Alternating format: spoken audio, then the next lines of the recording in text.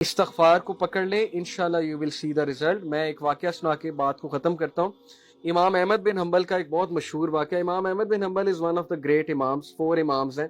امام Ahmad bin حنبل اتنے مشہور تھے, اتنے فیمس تھے کہ لوگ لٹرلی ان سے ملنے کے لیے دور دراز علاقوں سے آتے تھے, اور تب سواریاں بھی نہیں اتنی ہوتی تھی.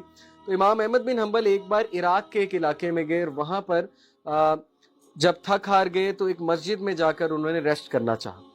تو ہوٹلز وغیرہ نہیں تھے اس علاقے میں. امام احمد بن حنبل چونکہ کام کے لیے گئے تھے, مسجد میں ریسٹ کر رہے تھے, تو مسجد کا خادم آیا.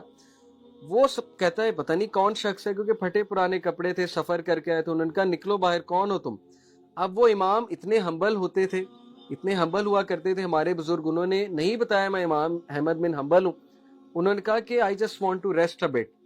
اس نے کہا کہ ریسٹ الاؤڈ نہیں ہے, نکلو یہاں سے, چور چکے آ جاتے ہیں تم جیسے. امام نے ریکویسٹ کی لیکن نہیں. وہ بیچارے اٹھے, جا کر سیڑھیوں پر بیٹھ گئے, وہاں ریسٹ کرنے لگے. وہ بندہ وہاں بھی آ گیا, اس نے ہاتھ پکڑا ان کا, بازو پکڑ کے گھسیٹ کر دھکا دیا کہ نکلتے ہو کہ نہیں نکلتے. یہ کس کے ساتھ ہو رہا ہے؟ امام احمد بن حنبل کے ساتھ. ان امیجنیبل بیہیویئر.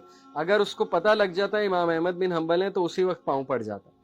لیکن امام احمد بن حنبل کی آپ ہیوملٹی چیک کریں, انہوں نے نہیں بتایا کہ میں نہیں چاہتا کہ میرے پریشر میں آ کے میری عزت کرے.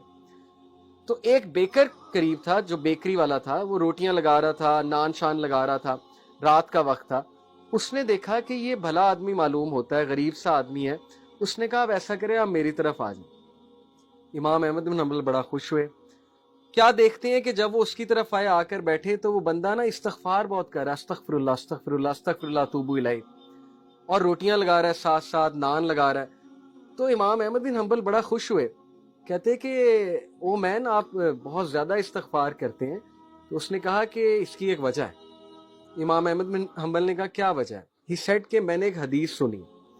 امام احمد بن حنبل اور خوش ہوئے کہ حدیث جانتا ہے بندہ, نیک آدمی ہے, اچھا سناؤ, کیونکہ وہ محدث تھے, مسند احمد انہوں نے لکھی ہے. ہی سیڈ کہ میں نے حدیث سنی ہے کہ اگر کوئی بندہ اللہ سے اپنا کوئی کام کرانا چاہتا ہے تو بہت استغفار کرے. وہ اتنا خوش ہوئے, ہی ہگڈ ہم, ہی سیڈ کہ یار مطلب کمال حدیث سنا دی تم نے, لیکن کام کیا کرانا چاہتے ہو؟ ہی سیڈ میری خواہش ہے امام احمد بن حنبل سے ملو. اینڈ امام Ahmad bin Hanbal literally cried. He said کہ آئی ایم امام احمد بن حنبل, اللہ مجھے لے آیا تمہارے پاس. Can you believe it? اللہ. اور امام احمد بن حنبل کہتے ہیں کہ بھلا ہو اس بندے کا, خادم کا, جس نے دھکے دے کے تمہاری طرف بھیجا. اللہ تعالیٰ دھکے دلوا رہا تھا کہ چلو ادھر, وہ بندہ تمہیں ملنا چاہتا ہے. اور امام احمد بن حنبل سے ملنا آسان نہیں تھا, وہ اس دور کے سیلیبریٹی تھے, بہت بڑے سیلیبریٹی تھے. تو یہ ایک واقعہ میں نے آپ کے سامنے رکھا. تو اینی وے, ذکر of Allah is very important to increase your ایمان, اس لیے اپنی روٹینز میں اللہ کا ذکر لے کر آئیں. ذکر آف شیطان is going to corrupt you, and music is the ذکر آف شیطان. ابن عمر reported the messenger of Allah sallallahu alaihi wasallam said, do not speak too much without mentioning Allah. Verily talking too much without remembering Allah hardens the heart. اس لیے گپ شپ لگائیں لیکن اتنی نہیں کہ دل سخت ہو جائے, باتیں کریں لیکن اتنی نہیں کہ دل سخت ہو جائے. اللہ کو بھی یاد کریں, اور یاد کرنے کے حوالے سے بہت سے ذریعے دیکھیں. نماز کے بعد 33 بار سبحان اللہ, 33 بار الحمدللہ, 33 بار اللہ اکبر, یہ تسبیح تو ہے ہی. اسی طرح نماز کے بعد اذکار ہیں, پھر سبحان اللہ و بحمدہ, سبحان اللہ العظیم اللہ کو بہت پسند ہے. اس طرح درود شریف اللہ کو بہت پسند ہے, درود ابراہیمی جو ہے.